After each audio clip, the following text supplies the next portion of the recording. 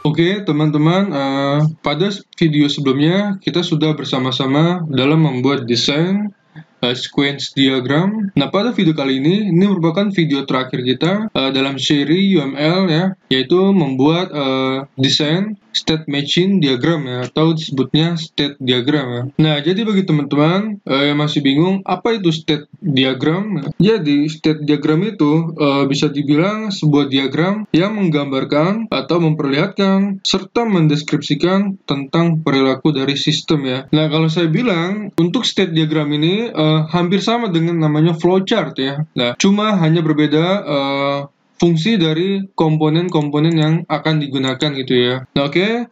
Jika teman-teman sudah penasaran dan tidak sabar dalam mendesain state matching diagram ini, langsung saja kita buat. Tapi sebelum itu, jangan lupa teman-teman untuk menekan tombol like, subscribe, loncengnya juga, agar tidak ketinggalan mengenai info tutorial terbaru lainnya dari channel ini. Oke? Nah, jika sudah, teman-teman pastikan mendownload aplikasi yang bernama Microsoft Visio ya. Nah, seperti di sini sebelumnya saya sudah membuat example dari sebuah state diagram sistem pakar mendiagnosa kerusakan pada kulkas ya. Nanti kita akan membuat seperti ini ya. Mungkin untuk style akan sedikit dibedakan nanti.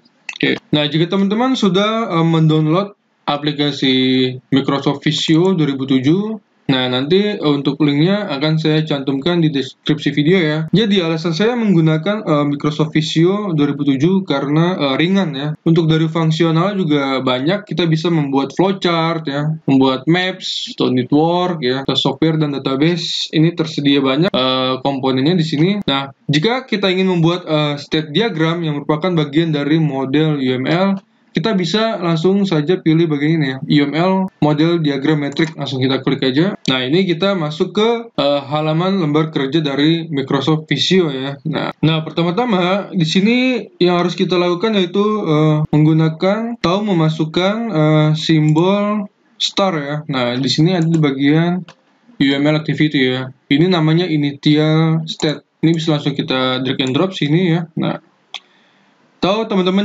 jika ingin memperjelas bisa di zoom aja nih, nah ya di zoom. Lalu ini saya akan letakkan di bagian sini. Nah, lalu selanjutnya kita menggunakan namanya panah ini ya. Nah, simbol panah ini, panahnya teman-teman bisa perbesar aja nih atau pertebal maksudnya ya. Nah, mungkin 2 cukup. Oke, nah ini saya akan pendekkan lagi. Nah, lalu kita akan memasukkan simbol state ya. Nah, jadi simbol state ini berfungsi untuk menggambarkan suatu kondisi yang terjadi pada objek ya. Nah, seperti contoh di sini, saya mengetiknya login. Oh, ini langsung diklik aja ya. Misalnya diklik langsung diganti namanya. Nah, tapi di sini saya akan pilih backgroundnya ini navy ya. Dan untuk teks saya akan pilih warna white putih dan saya akan tebalkan seperti ini. Nah, lalu kita bisa duplicate aja nih, Ctrl D ya. Nah, langsung duplicate, kita arahkan di sini. Kita zoom biar rapi. Nah ya. Lalu kita duplicate lagi biar cepat. Jadi tujuan duplicate itu agar kita tidak perlu memberikan desain ulang ya, gitu. Validasi data user.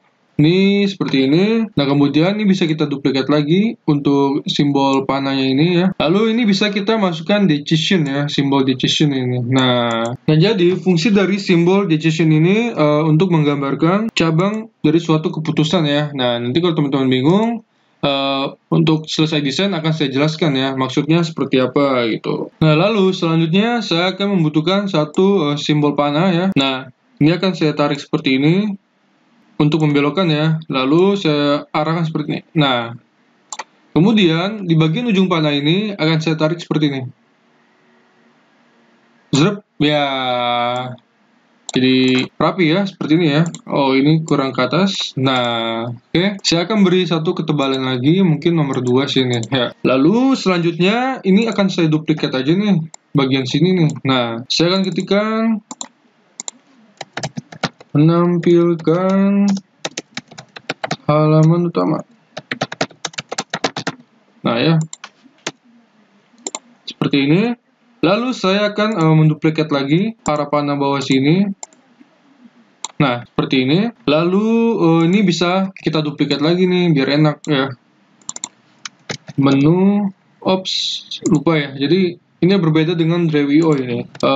Kalau Visio dia tidak perlu diklik 2 kali. Menu, seleksi, input, masalah. Nah selanjutnya kita akan duplikat lagi panahnya. Nah tapi kita taruh di posisi sebelah kiri. Nah kita akan belokkan seperti ini.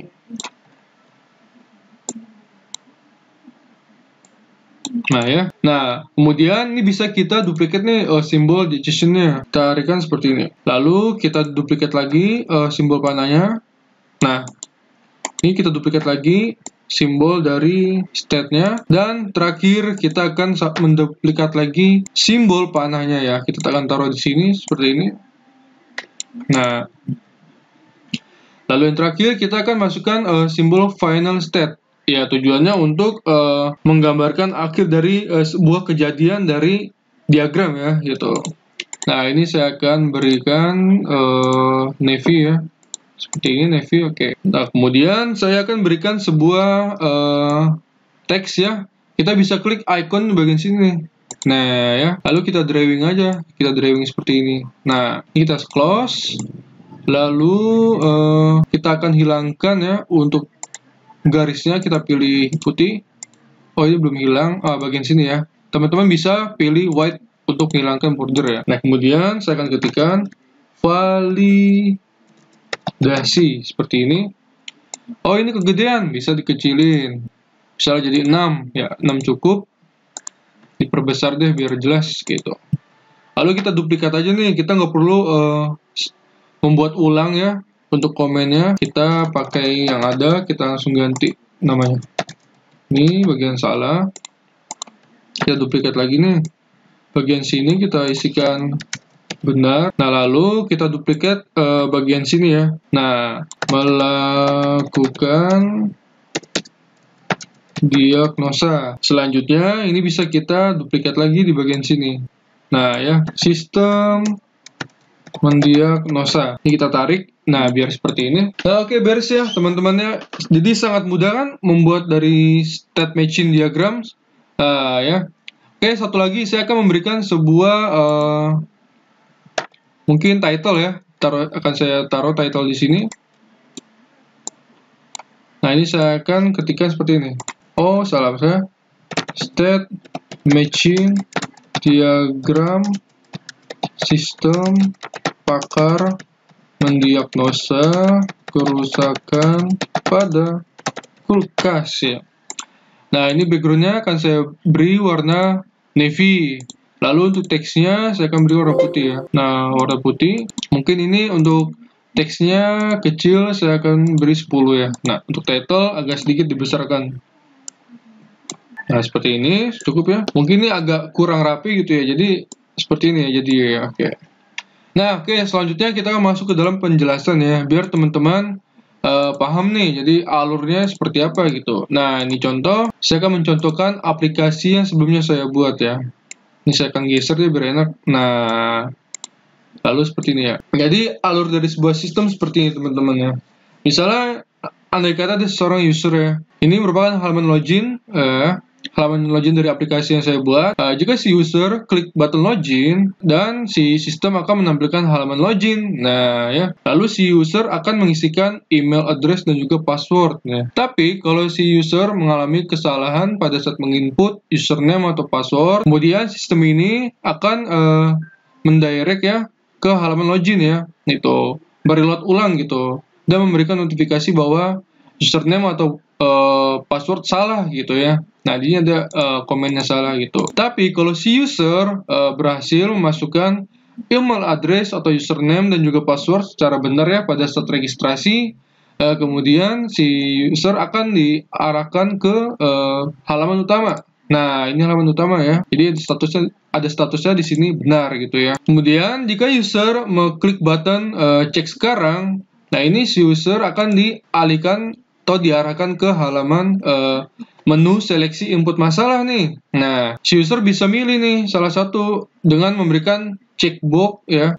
Bisa si user milih kulkas tidak dingin ya, atau memilih beberapa pilihannya ya. Nah, jika sudah, si user akan mengklik button solusi penyebab. Kemudian si sistem akan melakukan diagnosa nih, dia akan melakukan diagnosa sesuai dengan database ya gitu. Kemudian si sistem akan melakukan diagnosa sesuai dengan database gitu ya. Nah, kemudian si sistem akan menampilkan, oh ini belum diganti ya, ganti dulu, menampilkan hasil diagnosa ya, jadi seperti ini teman-teman. Nah, setelah sistem sudah melakukan diagnosa, kemudian sistem akan menampilkan hasil diagnosa ya. Nah, ini merupakan solusi penyebab, harus diperbaiki ya, cek di bagian komposer dan lain sebagainya gitu. Jadi alur dari sistem pakar mendiagnosa kerusakan pada kulkas yang telah digambarkan state matching diagramnya seperti ini ya teman-teman, alurnya ya gitu. Jadi teman-teman pada saat membuat desainnya harus disesuaikan ya, komponen apa saja yang harus dibutuhkan pada saat membuat sebuah desain dari state matching diagram ya. Jadi ini sangat mudah pokoknya ya. Nah, di sini kita sudah sukses ya teman-teman ya dalam membuat sebuah desain dari state matching diagram ini. Nah, jika sudah, teman-teman bisa langsung ekspor nih. Tapi kita save dulu biar nggak hilang ya. Kita save dulu hasil proyekannya. Oke, saya akan taruh di bagian sini ya, musik yang kosong ini. Lalu bisa diberi nama projectnya biar nggak lupa, misalnya state diagram gitu. Kita enter. Nah, selanjutnya ini kita langsung ekspor aja atau kita cetak ya. Teman-teman bisa klik menu file ya di bagian atas kiri. Nah, lalu pilih publish as PDF ya. Nah, kemudian kita pilih tempat penyimpanan hasil ekspor desain ini ya. Nah, saya akan taruh di sini aja nih, publish. Nah, kita akan lihat hasil desainnya. Wow, sepertinya teman-teman ya. Jadi hasilnya sangat bagus, tetap terlihat cantik ya gitu. Tahu teman-teman jika ingin dijadikan gambar ya, tapi kalau di Visio 2007 saya masih belum nemu apakah bisa diekspor langsung ke format gambar ya seperti PNG atau JPG gitu ya. Saya belum nemu, tapi saya punya tips ya. Kita bisa menggunakan tools pada Windows yang bernama Snipping Tool. Nanti kita akan screenshot ya gitu. Oh ya, tapi untuk bagian title bisa dirapikan dulu nih. Misalnya ini agak dikebawain deh gitu. Nah, ini saya akan rapikan dulu biar terlihat cantik gitu ya. Nah, lalu bisa kita screenshot aja nih ya. Oh, ini zoomnya terlalu ini ya. Bisa pilih aja 100 bisa, atau 75. Mungkin 100 aja. Tapi kalau seandainya di screenshot, oh ini terlihat ini ya, terlihat sisi-sisinya gitu. Atau gini aja teman-teman nih ya. Ini kita ekspor dulu ke format PDF. Ini saya akan tiban aja filenya. Selanjutnya bisa langsung kita snipping tool dari sini nih. Nah ya, kita snipping tool dari sini nih. Kita gunakan snipping toolnya, lalu kita posisikan ya seperti ini. Nah, oke, jadi ya teman-teman ya, sama saja caranya gitu. Jadi berbagai macam cara pasti bisa kita lakukan ya gitu. Gambar state diagram misal, saya taruh di sini. Oke, kita akan buka hasil gambarnya seperti apa. Dan tara ya, sukses ya teman-temannya. Hasil desainnya tetap terlihat cantik ya, walaupun menggunakan snipping tool ya untuk mengekspornya gitu. Dan oke teman-teman, akan saya akhiri saja video tutorial pada kali ini. Terima kasih dan sampai jumpa kembali di video tutorial berikutnya.